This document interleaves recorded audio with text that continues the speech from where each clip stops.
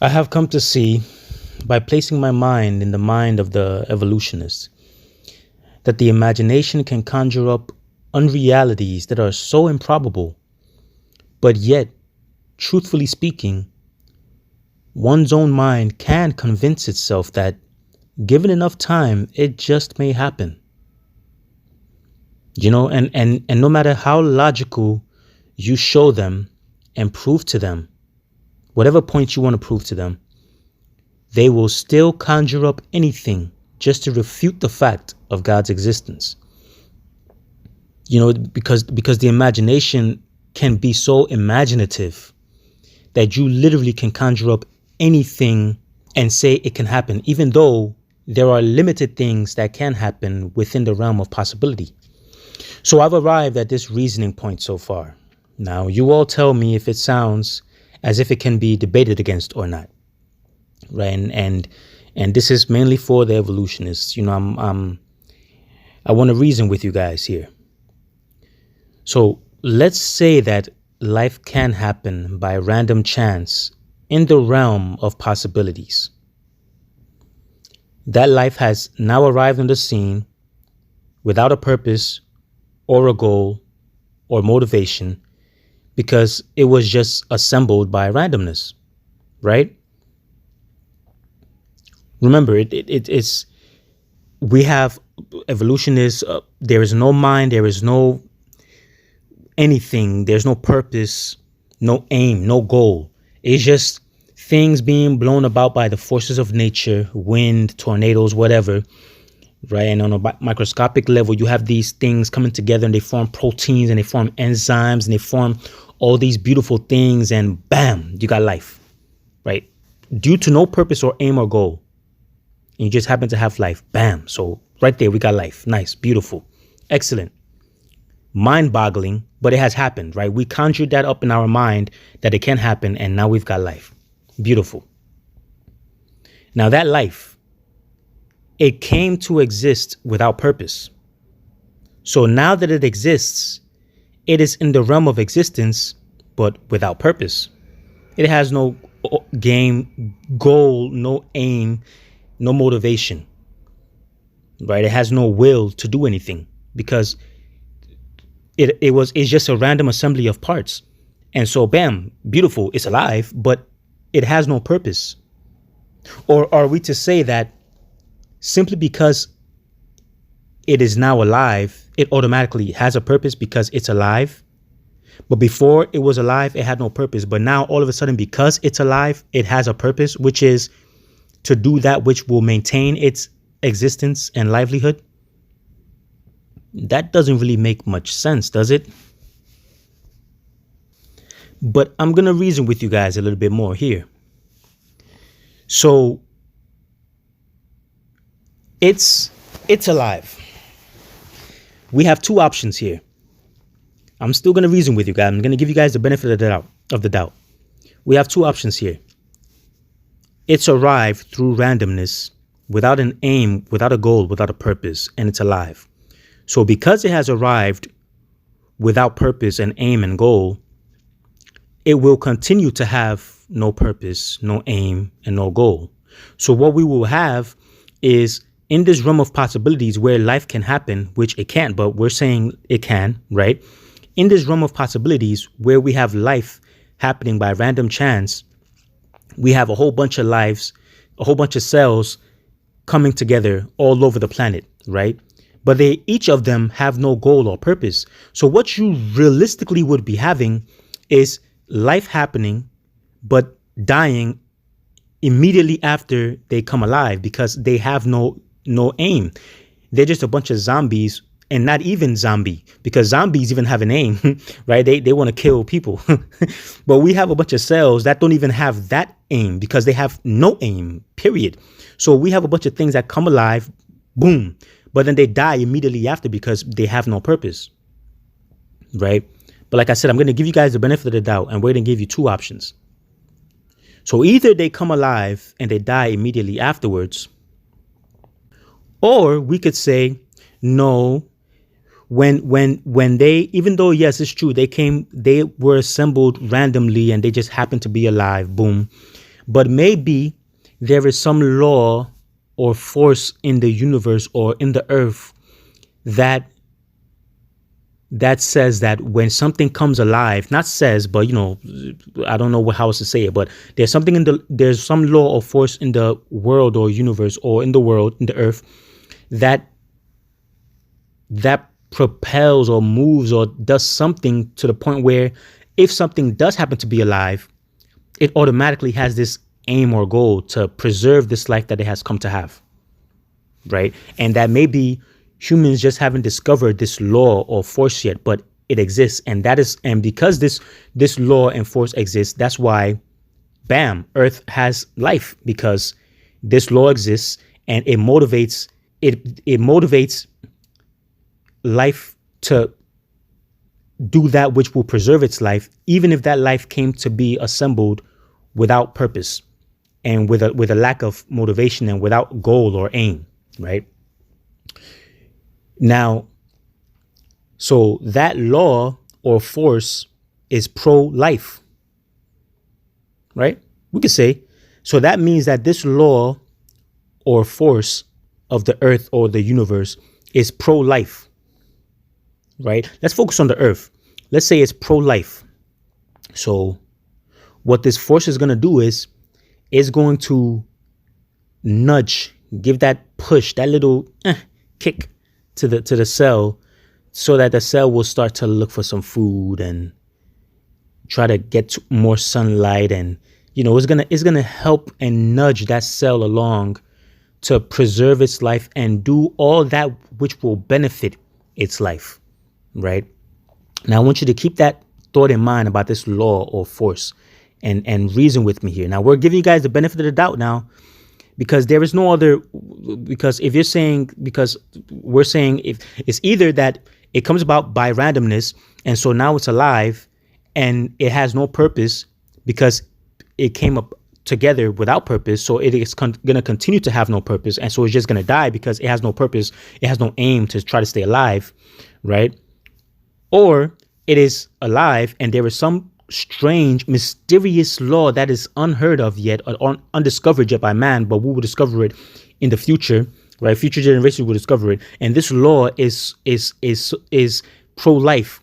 And when something comes to be assembled, even though it came to be assembled without purpose, the moment it conceives of this life, it's pro-life, and this law and force nudges that life along. Okay, now keep that in mind.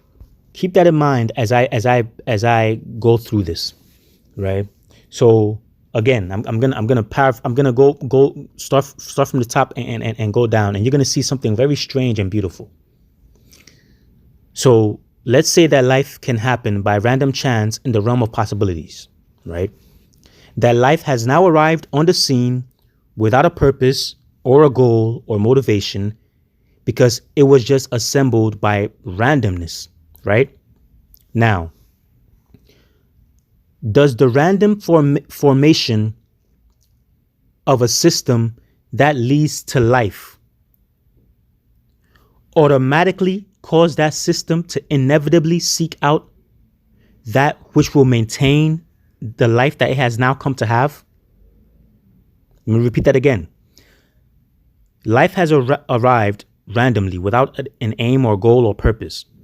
Now, does the random formation of that system of so-called life automatically cause that system to seek out that which will maintain it? If no, if your answer is either yes or no, if the answer is no, then why does the random formation of life lead to an immediate purpose or goal, which is the maintaining of that life, the maintenance of that life? Because remember, once the cell is alive, we know logically it seeks out food and many things that will preserve its life. Homeostasis, digestion, procreation, all sorts of things. Everything it's doing is purposeful, right? It's randomness, but it's purposeful.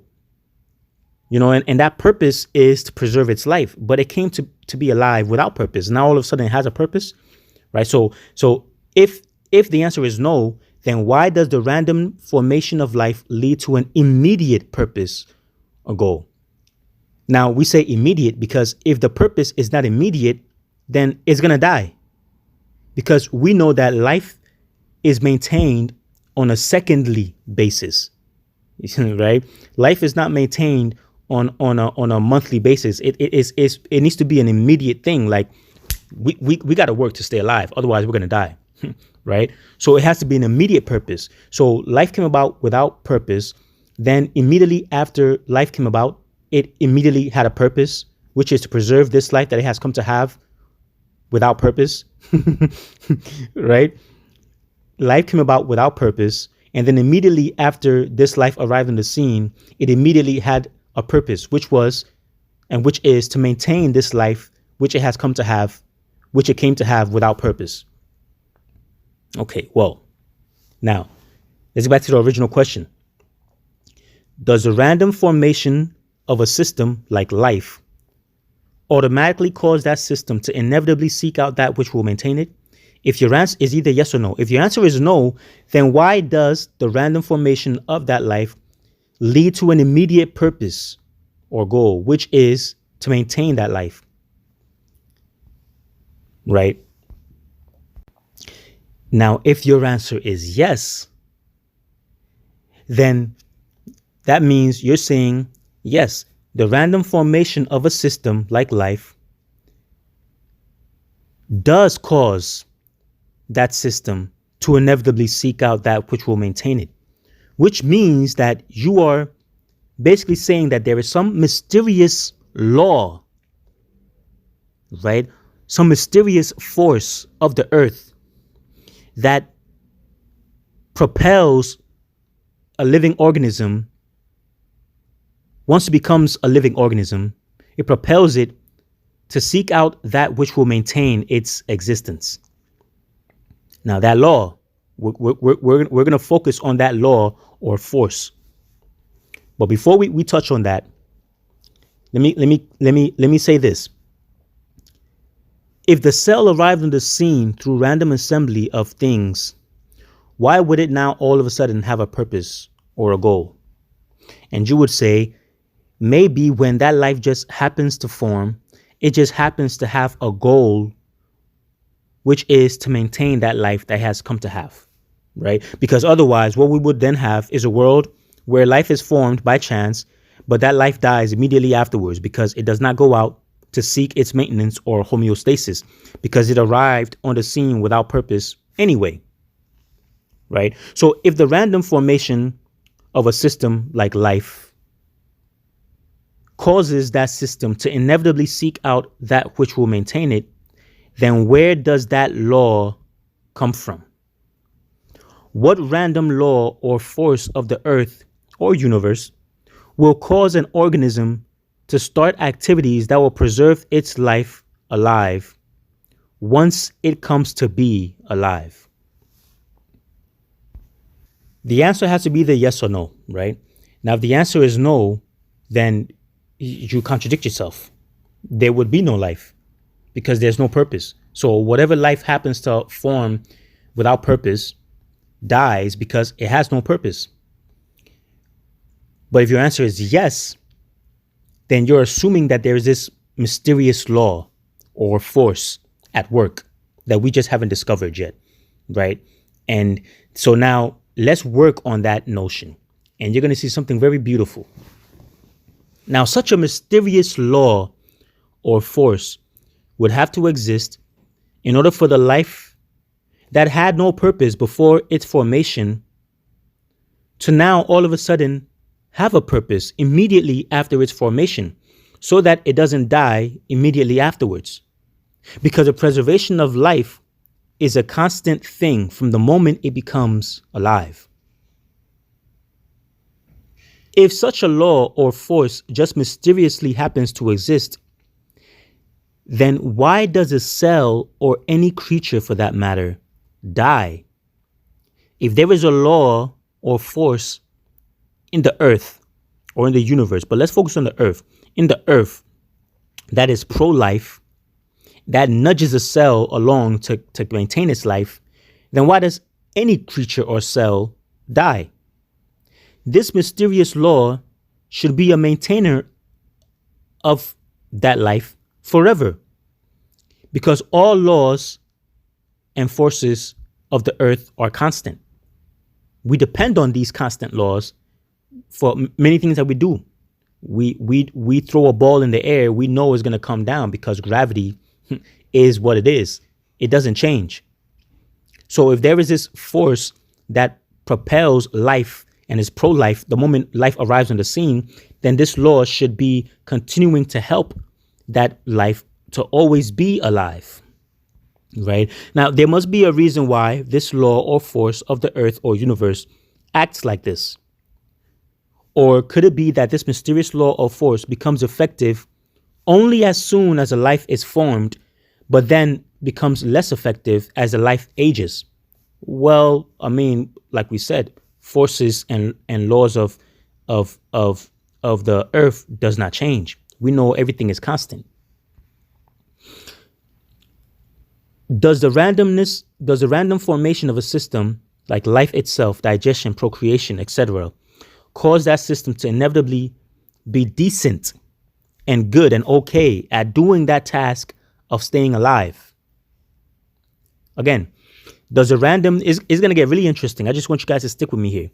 Does a random formation of a system like life, right, arriving on the scene, bam, just like that, right, or digestion or procreation or whatever, an enzyme forms or mitochondria forms, does a random formation of any such system, including life, automatically cause that system to inevitably be good at doing that task of which it does?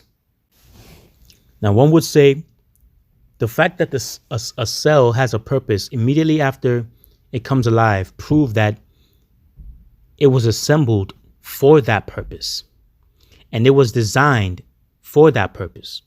But let's not go there, because we're trying to reach we're thinking the mind of the evolutionist. This mysterious law or force of the earth, but I just have to say this. I mean, I know people, especially evolutionists, will not look too much into this, but when I started this audio, I placed this audio in a voice narrating thing so that I could put it on YouTube. But I hate the voice, like, when you have a computer system talking and just sounds annoying. But I put it there just to see how it'll sound, and I'm like, no, I got to narrate this myself. I can't let the computer speak, for me. So good thing I narrated myself. But when I put it in the system, the time frame that it had was 10 minutes and 7 seconds. So it was 10:07, right? 10 minutes and 7 seconds. And then the time was exactly 10:07, right? The time was 10:07. And the time length of the audio was 10:07, right? So I took a screenshot of that. I'll probably put a screenshot of that here or whatever. I don't know. Yeah. And then also there was another thing when I came back to the page. It was 10:37, which is my favorite number, as people who follow this channel know. 3 and 7 are my favorite numbers, and 3 plus 7 makes 10, right? And 3 and 7 are God's favorite numbers. And you have 777, which is 3 sevens. Right. So, but anyway, and right now, 2 minutes ago, before I started talking like this, the time was 10:44 and my battery was 44%. And I took a screenshot of that also. But it's just simple things that, now if this law of force, you're gonna understand something as we go along, and you're gonna see why this means something to me, only to me, because he knows how I think. So he shows me things like that just to tell me that I'm doing a good job and I should keep on going, right? So now this force, this law, this mysterious law or force is pro-life. We've come to see, right? It's pro-life. Now we're going to go through the evolutionary time scale here, or time frame. So now this mysterious law or force of the earth or universe is a very powerful one, because it is a strong motivating factor of life, and it eventually even evolutionarily speaking, leads to consciousness amongst the living organisms. This mysterious law or force of the universe or earth is a very powerful one because it is a strong motivating factor of life. And it even eventually, ultimately leads this life of this single-celled organism so far along through the evolutionary process that it leads it to consciousness amongst the living organisms, hence humankind, right?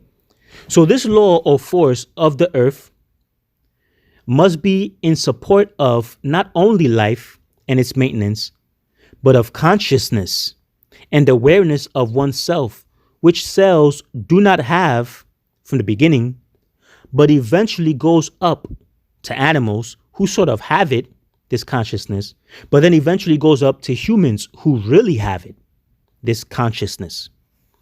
And then this law or force leads these humans to try to seek out this law or force that has led them and guided them to where they are now. Such as questions like, okay, so we came from a single-celled organism. Why am I here now? What's the purpose of my life? What force or law has been leading me here all along? Why has it led me to self-awareness?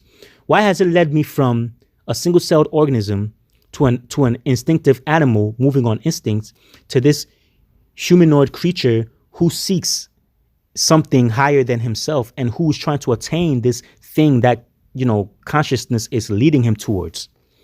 This mysterious law or force not only gave them a purpose immediately after their life was formed through complete randomness, right, to stay alive and preserve this life that they have come to have without purpose to begin with, but this law or force, this mysterious law or force, has also aided them in some way and in many ways to get to an ultimate point of consciousness. And in that consciousness, their eyes have literally and figuratively and symbolically and metaphorically, their eyes have been opened and have come to see the beauty all around them in nature that they could not possibly have seen when they were just a single-celled organism. Now, maybe you guys are starting to see why the numbers that I'm talking about the 1044 and 44% and the time 1007 and the time span of the computer system speaking this note was also 1007, and the 1037, the 777, and the 3 plus 7 makes 10. You guys understand why I make a big deal of it, but it's a big deal for me because my mind works like that. So the force works with me that way. Let the force be with you. Hollywood gives a lot of subliminals because they know what's going on and they like to hide God and try to push Satan and demonic things and how you have no purpose and you evolved from monkeys and but you see how you see how God is using me to even use evolution, not evolution, but evolution, how God can even use something satanic to still ultimately lead to he himself. You see how beautiful that is? Now let's continue. Now, in that consciousness that this law, this mysterious law or force have led this single-celled organism to come to, and it has been guiding it all along to now come to this state of consciousness. Now their eyes, now this single-celled organism has eyes and has literally, figuratively, symbolically, metaphorically been opened and have come to see all the beauty all around them in nature that they could not possibly have seen from the state that they began in, which they began in without a purpose, and now they had a purpose, which is to preserve that life, right? But since this mysterious law or force has guided them this far to the level of consciousness, could it be said that this law or force ultimately wants to have some sort of connection or relationship with these living organisms that it has guided for all these billions of years? Now, mind you, I'm using your reasoning points because obviously I don't believe the billions of years thing. And obviously I don't believe in all this, right? There is a God, but I'm just trying to still, even from the evolutionary, not evolution, but even from the evolutionary standpoint, I'm trying to reason with you to see how it still leads to this law, force, God. Right? Remember, we only use the term God because it's a man-made term, but we can call him the force too. We can call him the law. Ain't nothing wrong with that, right? Maybe God is just another word for force and another word for law, right? So again, could it be that this force or law ultimately wants to have some sort of connection or relationship with these living organisms that he has guided for all these billions of years? Now, before I continue, this is important. Before I continue, understand that I know a lot of people, and I mean this when I say a lot of people, I know a lot of people genuinely believe in God, but still go towards atheism and evolution because they can't fathom a God who claims to be love to torment people forever in hell. And I don't know if you haven't heard this before, but let me be the first to tell you, if you haven't heard before, the Bible does not teach hellfire. It is a demonic doctrine, just as much as evolution is a demonic doctrine. And the aim of it is to deviate you from your Father, God, who created you with love. Okay. And let me give you a side point. For example, death itself and hell itself will be thrown into the lake of fire. The devil will be thrown into the lake of fire, and they will be tormented forever and ever and ever. Now, first of all, the word John used in Greek can be translated as torment, but that's the worst word you can use because the Old Testament teaches that when a person dies, they are dead. Their consciousness is gone. The faculty they use to think is dead. Their brain is dead. God says, from dust you were made, to dust you will return. You go back to the dust. He didn't say you go and burn in some eternal fire. People forget how long eternity is, and you're saying God is going to torment people forever. The Bible does not teach that. So it comes from mistranslation. So the word John used in Greek is basonos. And actually, even that's debated. There's another word, but literally what it translates to is jail, or tombstone, right? So he's saying that you will be in your tombstone forever and ever and ever. You will be in your grave, because tombstone is just saying your grave. You know, when you're buried, you have a tombstone. You will be in your grave forever and ever and ever. Remember Romans, right? The Romans, remember tombstones, right? John, the Greek, hello, the same time period. So you will be in your grave forever. So when he says that, so if we know, first of all, that this fire is not literal, because even death will be thrown into this fire. And hell itself will be thrown into this fire. Revelation says this. John wrote this in Revelation. So that tells you, one, the fire is not literal. Two, that also tells you that hell itself is not a place of fire, because it will be thrown into the lake of fire. And you can't literally take death and throw it into a lake of fire, but death and hell and the devil will all, and the false prophets will all be casted into the lake of fire, and they will be tormented day and night forever and ever and ever. But the word John used can be translated as torment. But the problem with torment is torment denotes the idea that of consciousness, but death is not conscience. So how is death going to be tormented in this lake of fire? Hell is not conscience. So how is hell going to be tormented in this lake of fire? So torment is the worst word you can use in translating the word that John used in Greek. The correct translation is jail or tombstone. So death will be barred, will be in jail, and will be barred from being free to haunt mankind ever again. So death will be no more. You know the phrase, death, sorrow, hunger, pain will be no more. The former things have passed away. So the former things have been casted into this symbolic lake of fire, and they will be barred and kept in their tombstone, in their graves, in jail, day and night, forever and ever and ever. Revelation is a book of symbolism. It is not a book of literalism.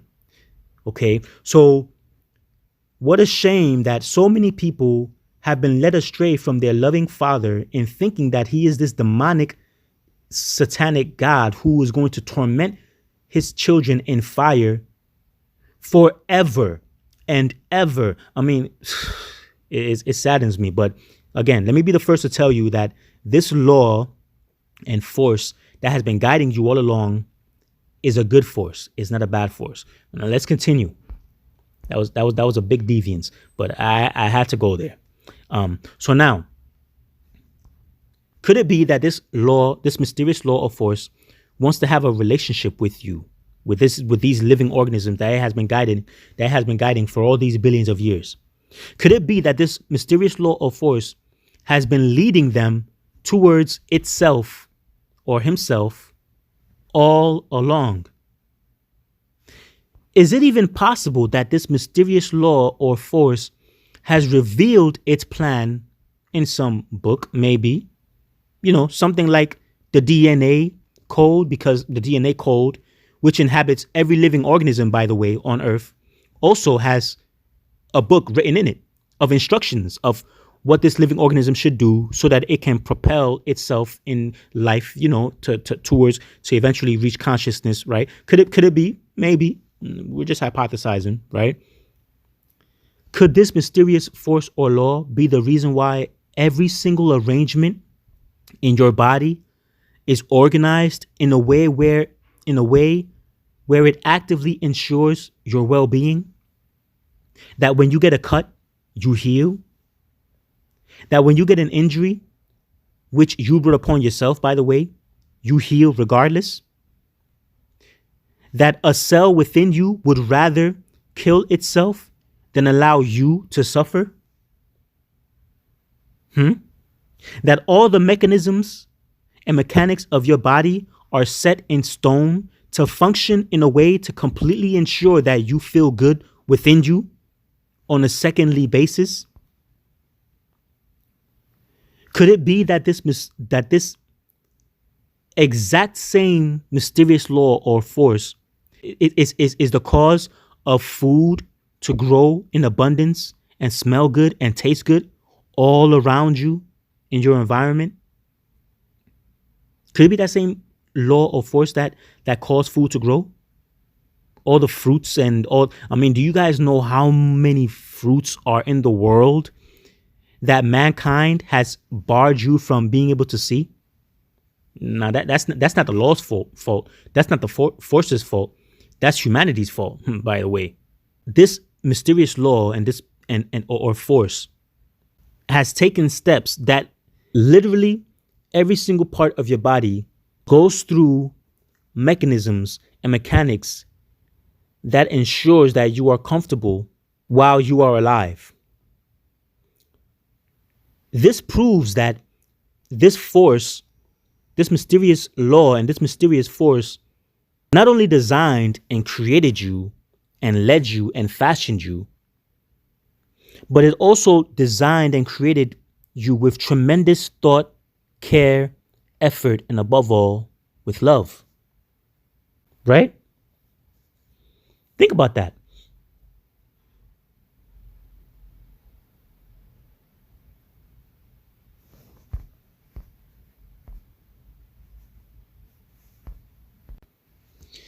Could it be that this exact same law or force that caused food in all its abundance to grow and smell good and taste good, and steps that literally every single part of your body goes through to ensure that you are comfortable while you are alive?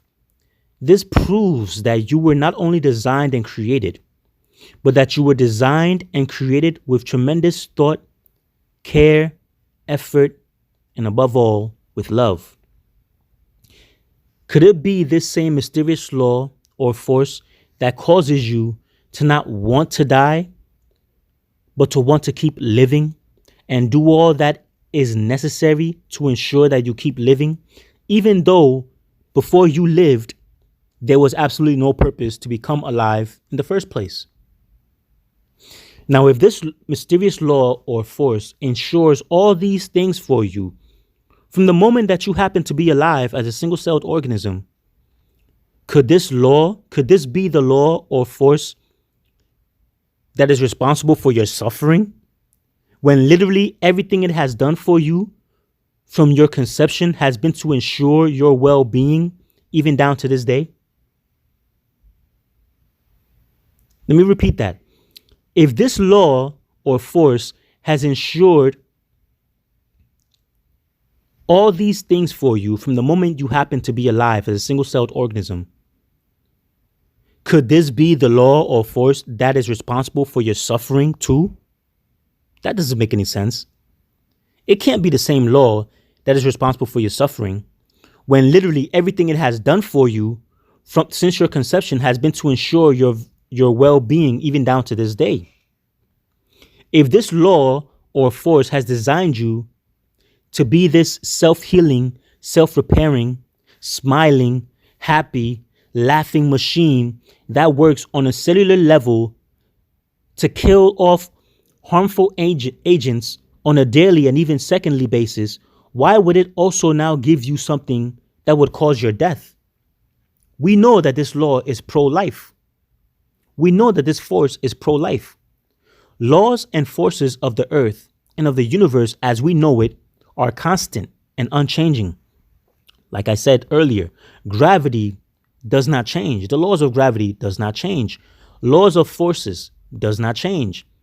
In fact, we create things based on the trust factor that we have on the knowledge of these facts, that these laws and forces are unchanging. We will always know that when we throw a ball in the air, it will without fail come back down. So this law, this mysterious law or force that has guided us all along is also unchanging. And if it has been loving from the very beginning, it is also loving right now. So there must be a reason why there is another law of suffering, which does not come from this other law or force that has been ensuring our well-being from the beginning. And I'm going to show you guys a video at the end of this audio recording to enlighten you on what I'm about to tell you right now, to show you the truthfulness of it. Because sometimes we as humans, we forget that this is truth, and we just need to be reminded by a simple video, and we say, wow, yeah, man, how could I have forgotten this? We know that humans are the cause of a lot of their own problems. The laws and forces of the universe and the earth are constant. So if there is anything outside the universe, its laws must also be constant. But we know that humans are the cause of a lot of their own problems. It has nothing to do with this mysterious law or force, because we have already seen the works of this mysterious law and force, that it is faithful, it is loving, and it is unchanging. So why is and it's very loving, very thoughtful, very caring, very concerning, very pro-life. So why would it now all of a sudden be pro-death when laws and forces are unchanging? Again, we know that humans are the cause of a lot of their own problems. Cigarettes, alcohol, drugs and narcotics, creation of bombs and guns, wars due to greed, cancer-causing agents due to environmental pollution and human control and dominance, birth defects, and cancer due to human domination. All these things are not a result of the of this mysterious unchanging law or force that has been guiding us all along from the beginning, but is rather the man-made law and man-made forces of greed and power and dominance. If there is hunger in a world where the mysterious righteous law or force has caused numerous amounts of food to grow all over the planet, then is the hunger experienced by humans due to that righteous law or force when it has already done its part? If there is sickness in the world where this mysterious righteous law or force has caused your own body to do the exact opposite, even on a cellular level of healing you and causing cell apoptosis, cell death, then rather lead to your suffering, then is the sickness experienced by humans due to that mysterious righteous law or force when it has already done its part?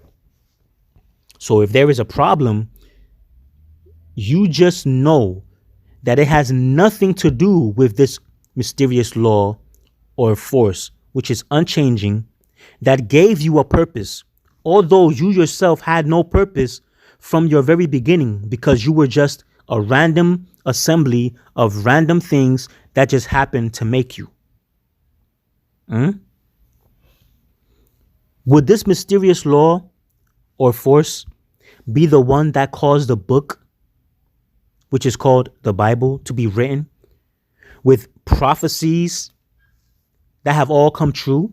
Do your research on this, though, right? Because second question everything. You've been told that the prophecies of the Bible are false. Second guess it. You've been told it was true. Second guess it. Question everything. Do your research. Could it be this mysterious law or force that caused, please excuse the noise in the background, that could it be this same mysterious law or force that caused the sudden destruction of Sodom and Gomorrah that they don't talk about in the media? But if you go on YouTube, and I'll probably put a video, a link of its evidence on this video too, where when you go to the 5 large cities of Sodom and Gomorrah, you find there sulfur of more than 96% purity, where you don't find that sulfur anywhere else in the world except for there. Why haven't you heard about that?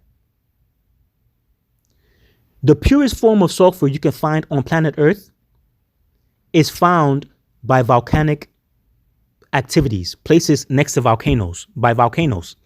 And that sulfur is only maximum 40% purity. And my battery is 40% right now. Let me take a screenshot of that too. Volcanic activity only produces 40% pure sulfur.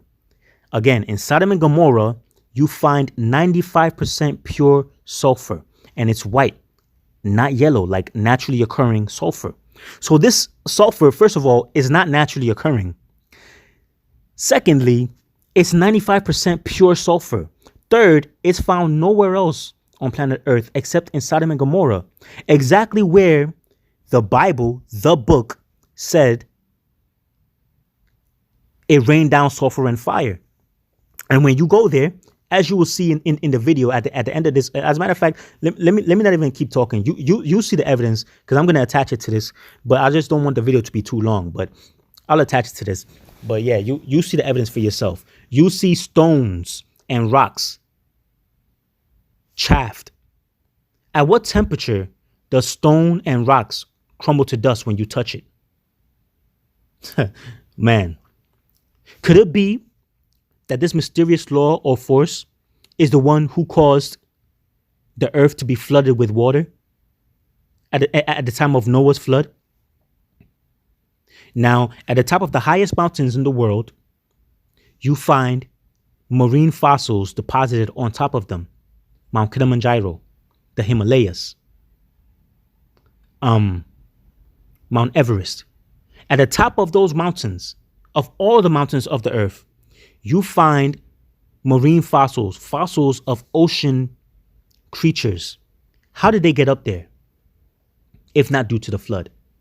How did the Grand Canyon form? Now, even archaeologists and paleontologists, or whatever you call those people, even those who are evolutionists, they say, yeah, Grand Canyons all over the world happened because of a global flood at one point in history, but it was not the flood of Noah's time, but it happened like billions of years ago. And that's why you have marine fossils deposited at the highest mountains and stuff. But if that's the case, why is it that at the Atlantic Ocean, the Pacific Ocean, the Indian Ocean, you have 7 bodies of oceans, right? I believe. Why is it that in all of those oceans, you find evidence of lost civilizations? So that's where you get the story of Atlantis. Now, again, look at all these facts, okay? Now, what did those civilizations build their civilizations while the water was there? Don't be absurd. They built it when it was dry, and all of a sudden now it's covered not in puddles of water, in oceans of water. Where did all that water come from? Where did all that water come from? If that happened at a time when there was no technology, if there was a flood, how did anybody survive? How did any animal survive? So that means, first of all, people were living at that time and some survived. And when it happened, it was so high up that it covered even the tallest mountains. That's why the marine fossils are over the highest mountains. How could anyone have survived? Let alone to even tell of the story and put it in the Bible. Nobody went back in time to see that there was a flood and then recorded it in the Bible, unless someone lived through that flood that happened. Right? So that means people were living at that time. And they could only have survived the flood if they knew ahead of time that the flood was going to happen. And then the measurements that they used to build this ark is the perfect measurement, even till today, that people use till this day to build a ship to carry large cargo for a ship that won't move anywhere. You only find that measurement in the Bible. How did no one know about it? What? Why would anyone build something so big for no reason and put the measurements in the Bible for no reason if there was not going to be any reason to expect to use such a big boat? Who's carrying all that cargo, 4,000, 5,000 years ago? What's the point? And so it happened, obviously, but how did anyone survive? So they knew it was going to happen ahead of time. And not only did they know it was going to happen ahead of time, but they survived it. And every civilization, from the Chinese to the Aztec, the Mayans, the Incas, to the Russians, to the New Zealanders, to the Hawaiians, to the Australians, to the Africans, they all have a legend about a global flood that happened with a few people with a bunch of animals in a boat who survived, who then repopulated the earth. How is it that all those ancient civilizations have the same account when there was no Twitter, no YouTube, no telephone for the Chinese to call the Aztec and the Mayans to tell them, hey, by the way, tell your people that there was a global flood so that they could start making legends about it. And then they called the Africans. No, that means that it happened. A few people survived it and they knew it was going to happen. That's how they survived in the first place. And all the ancient civilizations that disobeyed were lost under these bodies of oceans. That's why the evidence is still there, because God always keeps the evidence there for future generations to see what would happen with the ungodly who practice ungodly deeds. That's why the destruction of Sodom and Gomorrah is still there. That's why Egypt, even though in the past was a flourishing place of vegetation, is now a desert because of all the false gods that they worshipped. And that's why Babylon, the kingdom of Nebuchadnezzar, is now deserts. All of these are prophecies in the Bible. Now, how does Egypt become filled with deserts? How does Babylon become filled with deserts? Why is the whole earth more water than it is land? And why are there civilizations under these waters? And why is all these stories written in the Bible? Now, again, back to the topic. So obviously people survived the flood and they repopulated the earth and they carried the account of what just happened, the destruction of all humankind, with them. Obviously, they're going to tell it to their children. And as they spread out through the earth, they keep that story alive. But of course, humans, we like to embellish stories a bit and add legends.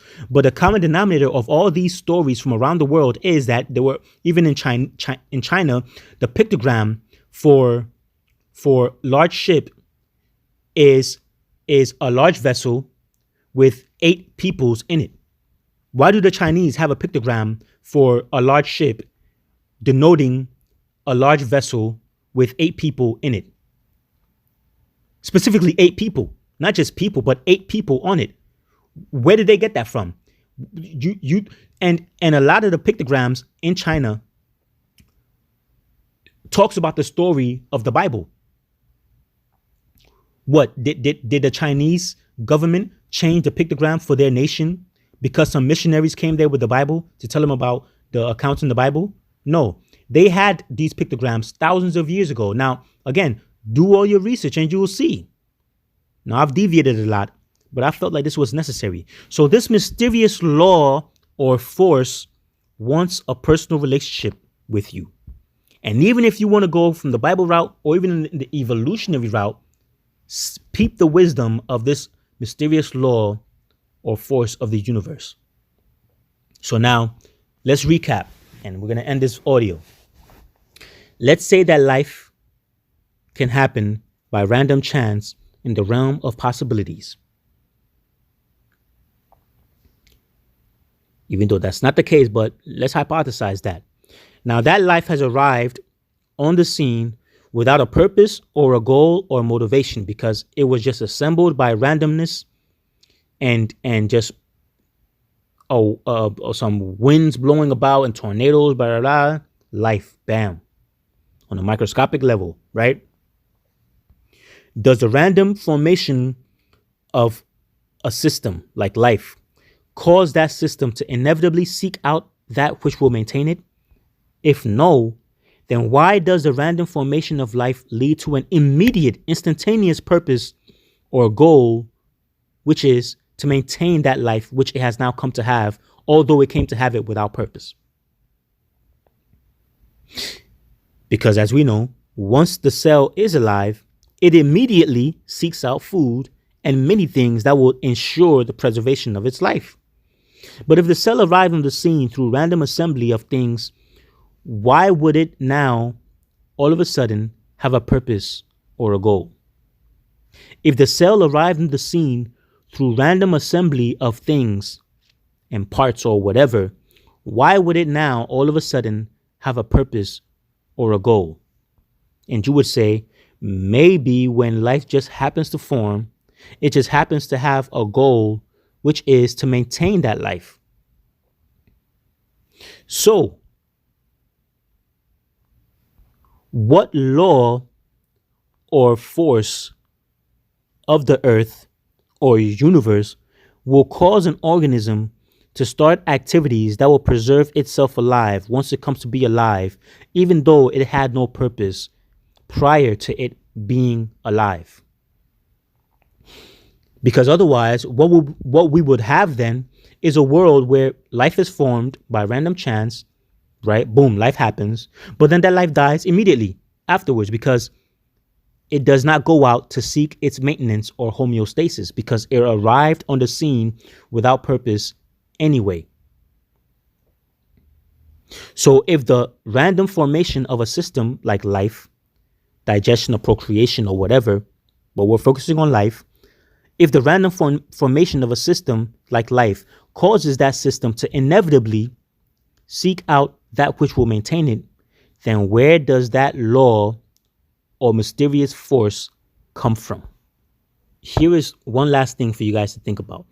And this is just a paraphrase of the point I made in my previous video where I proved that God exists, which is probably like 2 videos ago, or I don't know, not too far ago. You'll see it when you see the title, but I'm just going to paraphrase it just so it could be in this audio too, so you guys can think about it. Procreation. Evolutionarily speaking, procreation serves absolutely no purpose or benefit to the parent itself.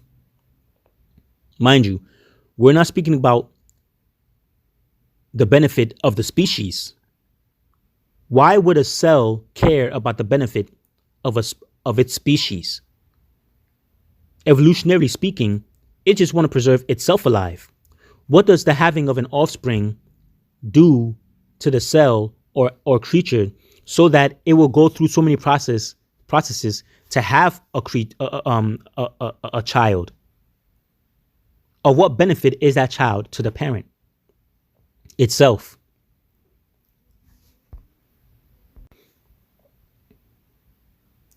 And even in some cases, it is even detrimental to the parent to have an offspring because the parent dies or they lose their livelihood because now they have to focus on the child, right? Why develop such a complex system if it would not elongate one's own life? Of what benefit is the future if you won't be in it? Procreation, evolutionarily speaking, serves no purpose for the parent itself unless it serves the purpose of this mysterious force or law that has been pro-life from the beginning. If the point of all the so-called evolutionary process that took place was to benefit the life of the cell itself or the creature itself or the life itself, then why wouldn't it continue that same process to try to elongate the life of the cell itself? Of what need is there to replicate, or in terms of animals, procreate? Of what need is there? Who does that replication serve? It definitely doesn't serve the cell itself or the creature itself. It must serve a higher purpose. And if the cell replication happens in a host, then the benefit is to the host. But who is the host that the first cell was inhabiting so that it found it evolutionarily necessary to do something as infinitely complex as to actually self-replicate? There is no host. So the self-replication serves a higher purpose, a higher law, a higher force, which is pro-life, which is pro-creation. Pro-replication, pro-procreation, procreation, pro-life. Just as the replication or reproduction of an animal does not serve its own purpose, but a higher purpose than itself, so too the same applies to the cell. You would say, oh, but if the cell replicates, there will be more of itself to help it along to do things. But wouldn't that just make the food and natural resources more scarce? Well, I mean, that's just, that's just a wrench that I want to throw in there, right? But no, just because it's going to have more things to help it, so it created a complex system to have more things to help it. No, it serves a higher purpose that is far above that which serves the cell itself. I mean, isn't this why humans choose to not have children? Because they could conscientiously choose to not have children, because they could reason and have the conscience and wherewithal to realize that, wait, hold up, having a child doesn't really benefit me. It doesn't serve my purpose. I'm not going to be here in the future so that I want to have children to see all the children of the human race. I'm not going to be here. So why should I care about having children? And maybe you'll say it cares about legacy. But what does a cell care about legacy? What does an animal care about legacy? The only point in time anything would care about legacy is if it's at a stage of consciousness. Humans could care about legacy, even though they're not going to be here in the future to live out their legacy. But that's the point of the legacy. Your conscience says, okay, I'm not going to be here, but I want to have kids so that my lineage will live on. But that's only when you reach the conscientious stage. A cell is nowhere near that stage. So what would a cell care about legacy? Again, because this mysterious law and mysterious force is consciousness, it cares about legacy. So again, the purpose does not serve the creature itself, but serves a higher purpose. But you see, animals go by instinct. they go by this mysterious law or mysterious force. So they give glory to this mysterious law and mysterious force by instinct. They serve a higher purpose, higher than their own.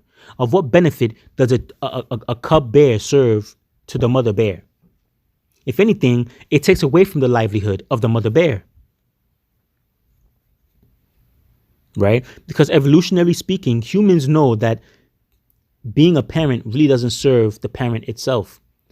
But this, even though humans can reason this way, see how strong this mysterious law and mysterious force is.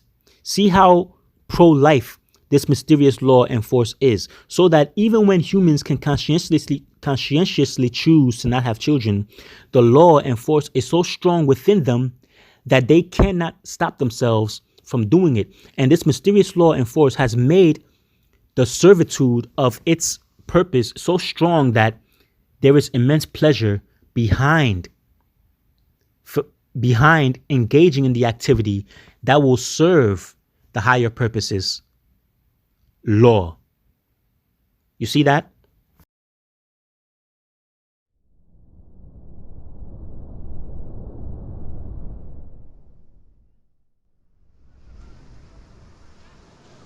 Every day we are bombarded by environmental agents that damage our cells. Things like UV radiation and chemical exposure such as air pollution and cigarette smoke. Even the byproducts of metabolism, such as free radicals, can damage cells. These damaging agents can make changes to the DNA in our cells. DNA encodes the information needed to make proteins, which are the building blocks of our body. To keep 2 meters of DNA organised within the nucleus, it is wound around special structures called histones, much like thread on a spool. Damage to DNA can include single-strand breaks, double-strand breaks, changes to the DNA code,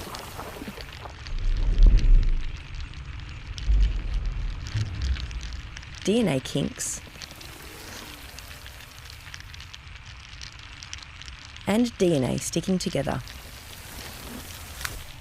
It has been estimated that an individual cell can suffer up to 1 million DNA changes per day. A special sentinel protein called P53 is recruited rapidly in response to DNA damage. P53 slides along the DNA until it finds a critical site.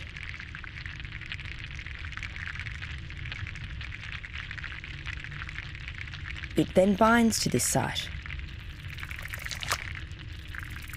P53 then sends the message to halt cell division until DNA is repaired, or if damage is too severe, the cell is destroyed.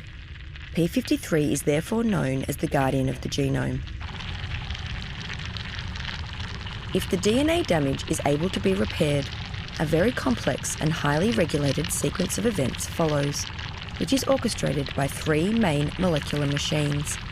This is machine number 1, which is searching for a broken DNA end.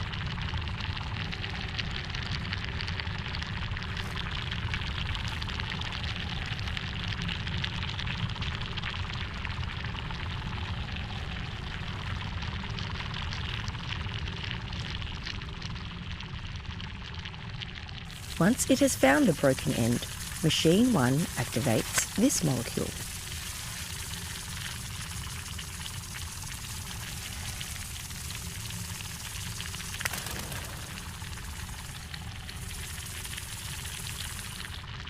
Once active, the molecule participates in a series of interactions leading to machine number 2.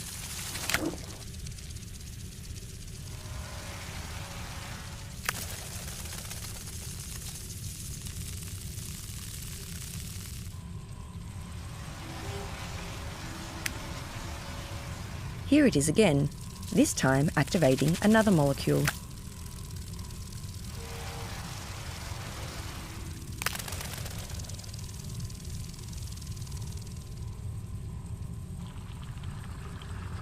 This is machine 2, assembling into its active form.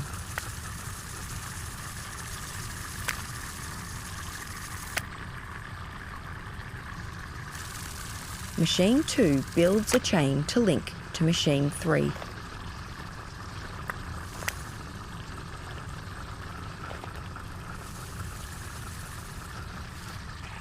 Here is machine 3, which has also built a chain.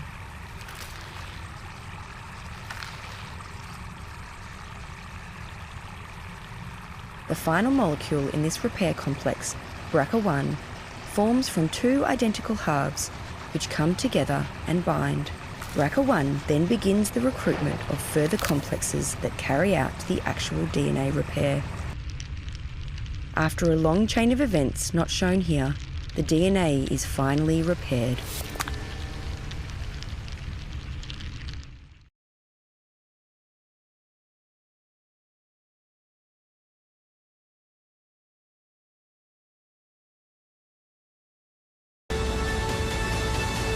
This time, it's a female. This is just where he wants her. Time to begin the show. First, he expands his pupils alternately.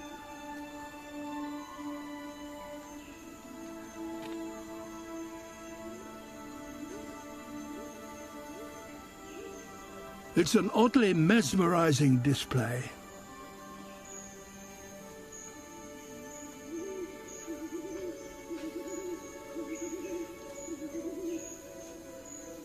A spot of limbering up, accompanied by a weird and wheezy call from deep in his throat.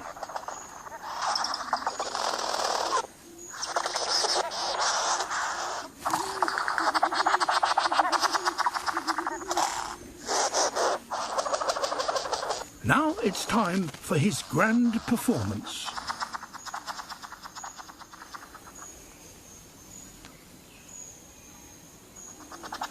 He waves his wing like a matador's cape.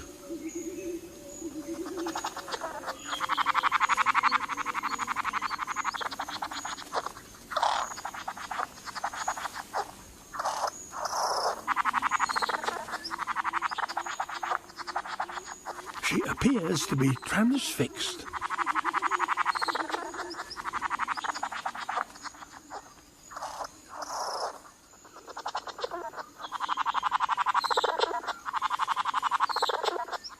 This is certainly eye-catching, but it seems he needs to do more.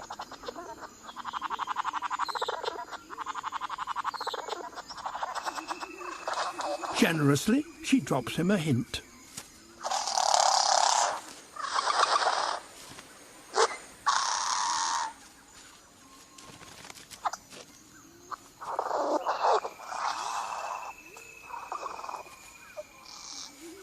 It's the bird equivalent of a bouquet of flowers.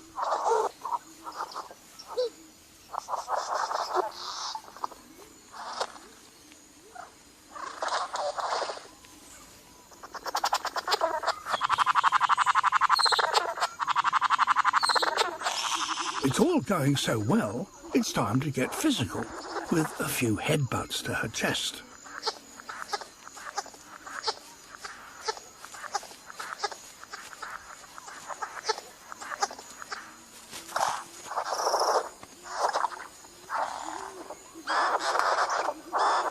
One final flourish to cap weeks of effort. Of sulphur or brimstone, which we found at Gomorrah. This is pretty big. It is. It does seem to be a lot of people that think that this is the place of Gomorrah, down by the Dead Sea, which is over there. And looking at these straight lines,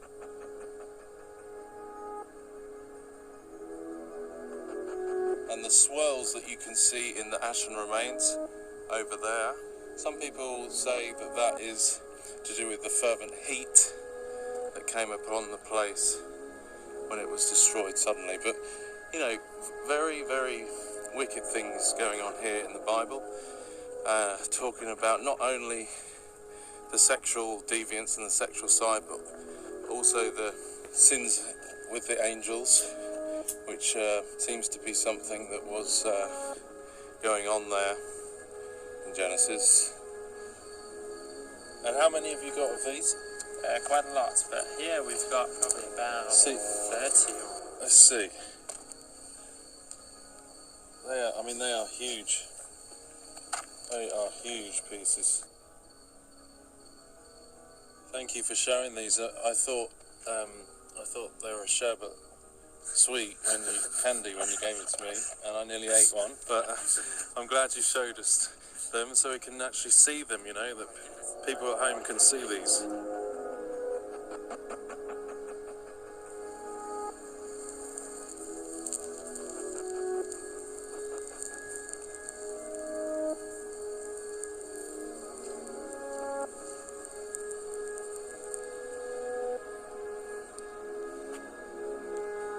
Considering the Bible describes this as being once like an Edenic area, you see nowadays it's just completely dead. As we are told, happened to this place that was judged. Today it's completely dead. Nothing is growing here.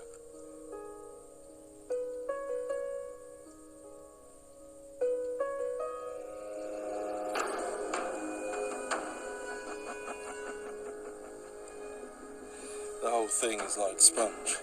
And I really want to find one of those sulfur stones before the sun goes down. I really want to find one of those stones to show you.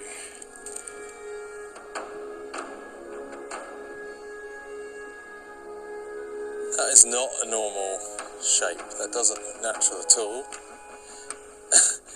That is definitely seems to be a man-made shape, and is this not enough evidence for people to find all of these man-made looking structures, ashen remains, crumble in your hands, in the location where we're told in the Bible as evidence of God's judgment, as described by Josephus, historian, but then also finding circular, almost pure sulfur balls in the middle of the ash, in the middle of the walls and the shapes of the buildings.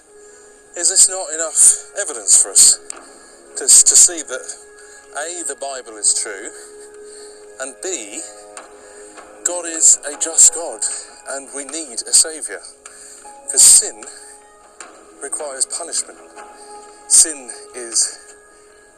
brings on the wrath of God, and this place is the evidence of the wrath of God, a holy God who is righteous and true, and this place was very rebellious and not only went into sexual deviance and other deviances, but was also a place that was going into the spiritual abominations, much like we see written about the mark of the beast and the hybridization and the merging with the fallen and all of these things. So this seems to be a place that was going into that and received absolute annihilation, turned to dust with fire and brimstone that rained down from heaven.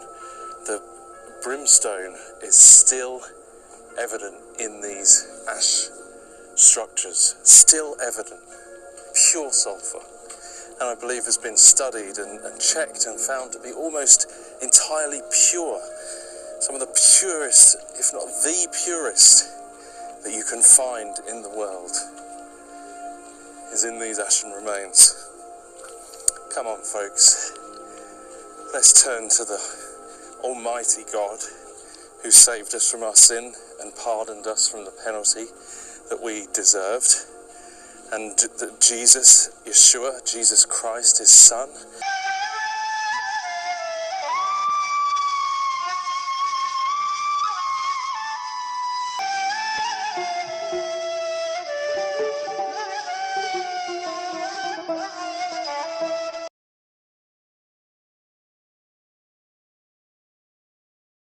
Ron Wyatt was the original discoverer of these cities in 1989, and he now describes the brimstone found here. Okay, we're started using this knife. It was very, very sharp.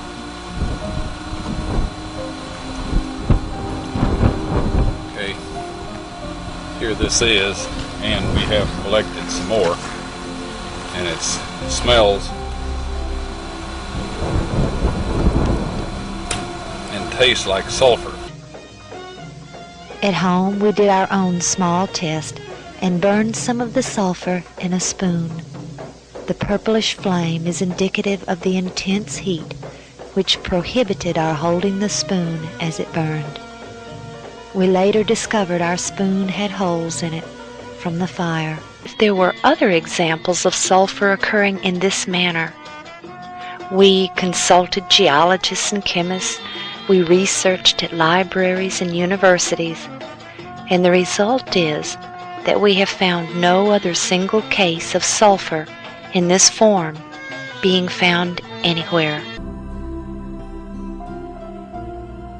A piece of the brimstone from the cities was lit at night, and soon there was a beautiful blue flame produced by the burning sulfur. A very strong aroma of sulfur filled the air and was overpowering if one directly breathed the fumes.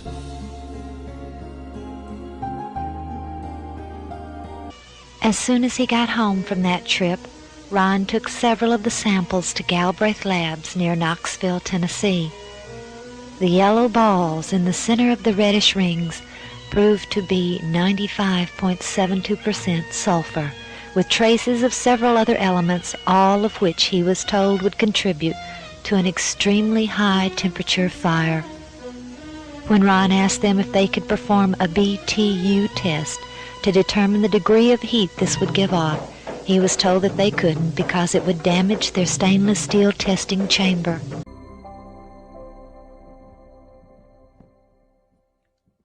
This brimstone is made of monoclinic, white sulfur that has been burned or cooked at a high temperature. It is quite different from natural sulfur that is formed in geothermal areas. Samples were taken to a lab for analysis.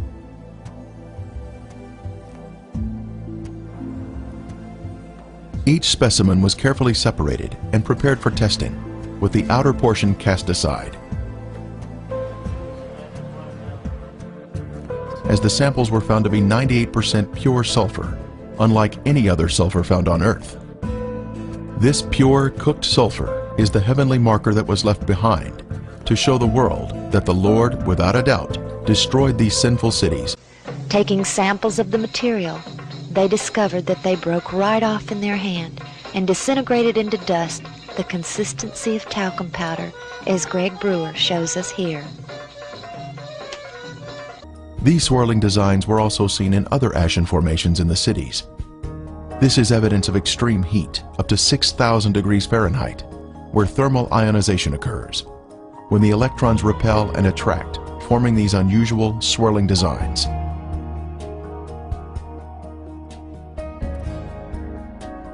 As we took the cable car to the top, the view was breathtaking. The shape of the city was perfectly revealed below us.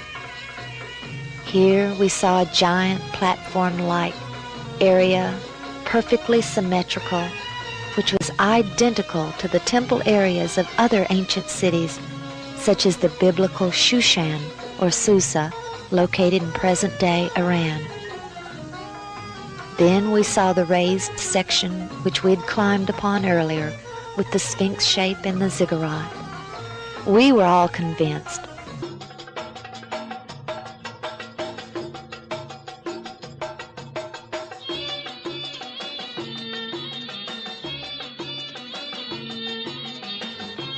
The pressure of the increasing population caused them to enlarge the cities and extend the walls or build new walls, radiating out from this central or citadel city.